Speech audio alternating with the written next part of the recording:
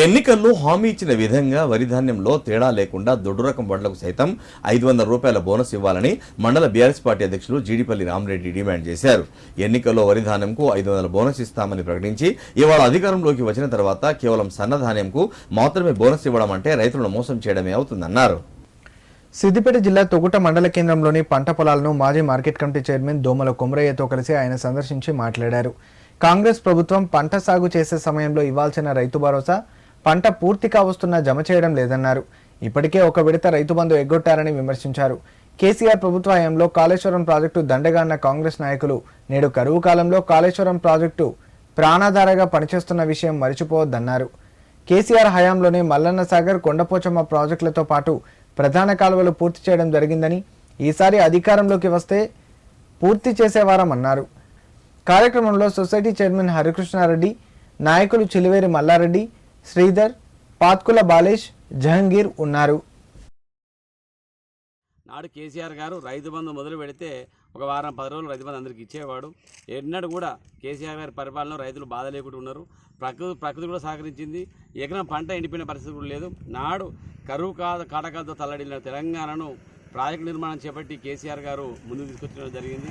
నేడు రేవంత్ రెడ్డి గారు రైతులను పండించుకున్న పాపన లేదు. కేసీఆర్ గారు ఇక్కడ ప్రాజెక్టు నిర్మాణం చేపట్టిండు, ప్రధాన కాలువలు నిర్మించారు, చిన్న కాలువలు నిర్మించారని చెప్పి మా ఎమ్మెల్యే గారు ఏడాదిన్నర నుంచి చెప్పినా కానీ ఇంతవరకు కూడా పట్టించుకున్న పాపన పోలేదు.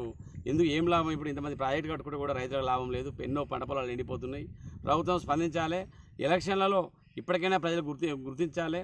ఎలక్షన్ల కోసం మాత్రమే ఈ కాంగ్రెస్ పార్టీ నాయకులు మాయమాటలు చెప్తారు, కానీ అధికారంలోకి వచ్చిన తర్వాత మోసం చేస్తారనే విషయం గమనించుకోవాలి. తెలంగాణ రాష్ట్రంలో కల్లిబొల్లి మాటలు చెప్పి మన ప్రజాపాలనని రేవంత్ రెడ్డి ప్రభుత్వం ఏర్పడి 15 నెలలైతుంది. కానీ రైతులకు ఇచ్చినటువంటి ఎటువంటి హామీలను నెరవేర్చకపోవడము దురదృష్టకరం. ఎందుకంటే రైతులను మోసం చేసింది కాంగ్రెస్ ప్రభుత్వం. 500 బోనస్ ఇస్తా అన్నది అది ఎగనామం పెట్టింది. అదేవిధంగా రైతులకు రుణమాఫీ చేస్తా అన్నది సగం చేసి అసెంబ్లీ సాక్షిగా, దేవుళ్ళ సాక్షిగా అనే ముఖ్యమంత్రిని ఎవరిని చూడలే. ఈ రేవంత్ రెడ్డికే అది తగు. ఎందుకంటే దేవుళ్ళ మీద ప్రమాణం చేసినప్పటికి కూడా దేవుళ్ళను కూడా మోసం చేసినట్టే. దేవుళ్ళ మీద ప్రమాణం చేసి కూడా అంతంత మాత్రాన రుణమాఫీ చేసి రుణమాఫీ అయిందని చెప్పుకోవడము అది సిగ్గుసేటు.